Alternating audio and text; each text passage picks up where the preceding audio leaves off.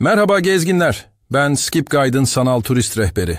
Bugün İngiltere'nin başkenti Londra'dayız. Knightsbridge'in kalbinde geceleri altın ışıklarla parlayan o devasa köşe başında duruyoruz. Adını fısıldıyorum, Harrods. Kapıdan içeri girdiğiniz anda cilalı taş zeminin sesi, üst katlardan süzülen bir parfüm kokusu ve vitrinlerin camında çoğalan şehir görürsünüz. Hazır mısınız? Alışveriş tapınağı. Denince akla neden ilk burası geliyor, birlikte çözelim. Burası ne ve neden önemli? Harrods, Avrupa'nın en büyük ve en tanınmış lüks mağazalarından biridir. Omnia omnibus ubique, yani her şey, herkes için, her yerde mottosuyla anılır.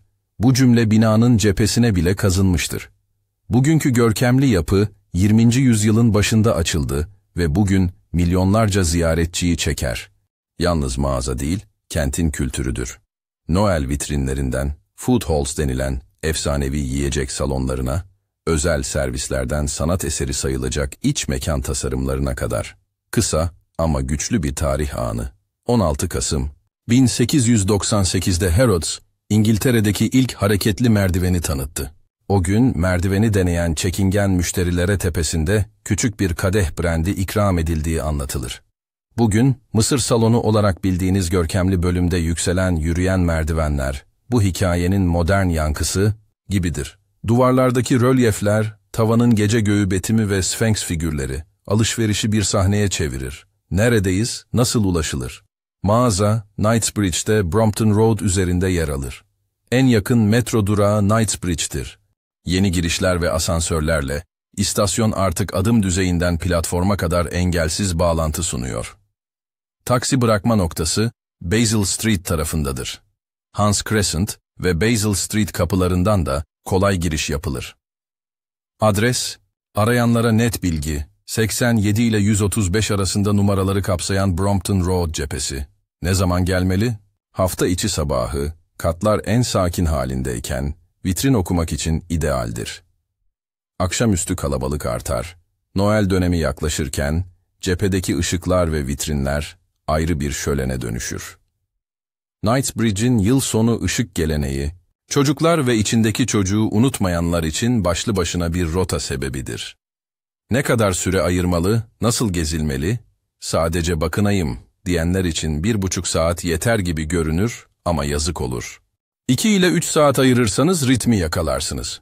Brompton Road, ana girişinden girip önce zemin kattaki büyük salonlarda bir tur atın, sonra yürüyen merdivenlerle Mısır salonuna yükselin. Ardından food halls'a inip kısa bir tat keşfi yapın. Finali üst katlarda yaparsınız. Böylece hem tarih, hem tat, hem de tasarım bir rota haline gelir. Ne görülmeli, ne yapılmalı? İlk durak food halls, taze ürün tezgahları, pasta ve çikolata salonları, fırın ve kavurma bölümü birer küçük sahne gibi kurulur. Bir dilim pastanın vitrinde nasıl sergilendiğine dakikalarca bakabilirsiniz. Sonra Mısır, salonunun etrafında tavanı mutlaka inceleyin. Mavi fon üzerine altın çizgilerle işlenen gök tasviri, merdivenden çıkarken başınızı kendiliğinden yukarı kaldırır. 5. kattaki Shoe Heaven bölümünde, ayakkabı markalarının küçük butikleri yan yana dizilir. Alanın büyüklüğü bile, burada moda mimarlıkla konuşuyor dedirtir. Fotoğraf için en iyi karelerden biri, yürüyen merdivenlerde simetrik bir yükseliştir. Pratik saatler ve kapılar.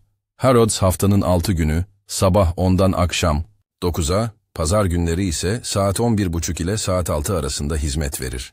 Pazar günleri ilk yarım saat sadece gezme zamanıdır. Engelli erişimi ön kapılardan olduğu gibi Basil Street'teki 3 numaralı kapıdan ve Hans Crescent üzerindeki 5 numaralı kapıdan da kolaydır. Yakın asansörler üst kat bağlantısını rahatlatır. Bilet gerekir mi? Kıyafet kuralı var mı? Burası bir mağaza. Giriş ücretsiz ve bilet gerekmiyor.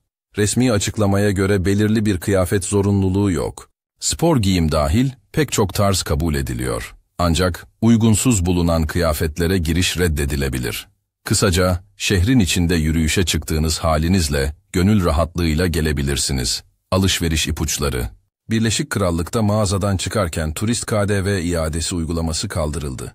Yine de mağaza ürünleri doğrudan yurt dışına kargolama hizmeti sunduğunda vergi avantajı olabilir. Büyük alımlar için kişisel alışveriş hizmeti ve randevulu danışmanlık seçeneklerine göz atın. Kişisel alışveriş resepsiyonu 5. katta, Shoe Heaven içinde. Sadece bakıyorum diyenlere de bu servis, doğru katı ve doğru markayı hızla bulmak için faydalıdır. Aileyle, tek başına, özel bir gün için mi? Hepsi olur. Aileler food halls ve oyuncak bölümlerinde oyalanır, gastronomi meraklıları şarküteride kendini kaybeder, mimari ve tasarım meraklıları Mısır salonunun detaylarına takılır. Erişilebilirlik düşünülmüştür. Katlar arasında asansörler ve geniş koridorlar dolaşımı kolaylaştırır. Knightsbridge istasyonunun yeni engelsiz girişinin açılması da ulaşımı daha rahat kıldı. Fotoğraf nerede güzel çıkar. Dışarıda gün batımına yakın, cephe ışıkları yanmışken köşeyi geniş açıyla alın. Işık çizgileri ile kırmızı çift katlı otobüsler aynı karede buluşursa, Londra'nın ruhu yakalanır. İçeride Mısır salonunda tavanı merkez alıp simetrik bir kadraj kurun, kısacık bir videoda iyi fikir. Food halls vitrinlerini flaşsız ve yan açıyla çekin. Cam yansımaları azalır, renkler doygun görünür. Noel döneminde vitrinler başlı başına bir rota oluşturur. Kalabalığa rağmen sabırlı olun, ritim mutlaka size bir boşluk yaratır. Küçük hikayeler, küçük ritüeller. Mısır merdivenlerinde ilk basamakta içinizden 3'e kadar sayıp başınızı tavana kaldırırsanız, gökyüzü size bir ayrıntı gösterir derler. Food halls'ta ilk tadımı tatlıyla değil, küçük bir peynir parçasıyla yapanın alışverişi dengeli gider diye bir inanç vardır. Noel vitrinlerinin önünde ilk fotoğrafı çekenin dileği, yıl bitmeden küçük bir sürprizle karşılık bulur mu? Kim bilir? Masal mı? Gelenek mi? Belki ikisi de. Ama bu küçük oyunlar, gezinin hafızadaki yerini büyütür. Gün sonu planı ve rota önerisi. Knightsbridge istasyonundan çıkın, Brompton Road köşesindeki ana kapıdan girin. Zemin katta kısa bir tur atıp Mısır salonuna yükselin ve tavanı sindire sindire izleyin. Ardından food halls'ta kısa bir tat molası verin. Çikolata salonunda yalnızca bakmak bile keyiftir. 5. kattaki Shoe Heaven'a uğrayıp tasarımın mekanla kurduğu dili görün. Dışarı çıkınca cepheyi mavi saatte tekrar fotoğraflayın. Işıklar ile gökyüzü şehrin üstünde barış yapar. Kapanmadan 1-2 not daha. Harrods'un büyüsü yalnız etiketlerde değil, akışın düzeninde, hizmetin ritminde, detay sevgisinde. Bir şehir, bir mağazayı nasıl ikonlaştırır? Belki de cevap şudur. Burada bakmak bile bir deneyimdir. Ve şimdi düşünün, içeride hangi an sizde kaldı? Mısır salonunun gece göğü mü, food halls'ın kokusu mu, yoksa dışarıda altın ışıkların altındaki o ilk bakış mı? Ben Skip Guide'ın sanal turist rehberi. Eşlik ettiğiniz için teşekkür ederim. Anlatımı sevdiyseniz, kanalı takip etmeyi ve bildirimleri açmayı unutmayın. Bir sonraki durakta, Londra'nın hangi hikayesini birlikte aralayalım? Bu şehre ait daha fazla görülecek yer, skipguide.com'daki haritada yer alıyor. Haritaya erişmek için QR kodunu tarayın ya da açıklamadaki bağlantıya tıklayın.